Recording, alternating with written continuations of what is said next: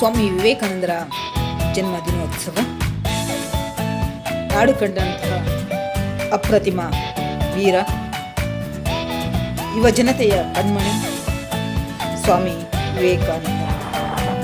ಹಿಂದೂ ಮಹಾಸಾಗರದ ಸುದೀರ್ಘ ಸಮಾಧಿಯಿಂದೆದ್ದು ಬರುತ್ತಿರುವ ವೀರ ಸನ್ಯಾಸಿ ಕನ್ಯಾಕುಮಾರಿಯ ಈ ಕಲ್ಲು ದ್ವೀಪವೇ ಅವರ ದಿವ್ಯ ಕಾಶಿ. ಹೆಜ್ಜೆಗಳಲ್ಲಿ ಹಿಂದಿನತನ ಮಾಸಿಲ್ಲ, ಗಾಂಭೀರ್ಯ ಕಿಂಚಿತ್ತೂ ಕುಂದಿಲ್ಲ, ಆಂಗಿಕ ಭಾಷೆಗೆ ಭಂಗ ಬರಲಿಲ್ಲ, ನೀಳಕಾಯವು ಕರಗಲಿಲ್ಲ. ಬರದಾಗಿದ್ದ ಬಂಡೆಗಳು ತುಂಬಿ ಹೋಗಿವೆ ಜನಗಳ ದಂಡಿಳಿದು, ಬಂಡೆಗಳ ಮೇಲೆ ಬಂದಿಳಿದ ತಂಡಗಳು ಮುತ್ತಿವೆ ಅವರ ಸುತ್ತುವರೆದು. ವಿವೇಕಾನಂದರ ಚಿತ್ತ ಹರಿದಿದೆ ಅತ್ತ ಇತ್ತ ಸುತ್ತ ಭಾರತ.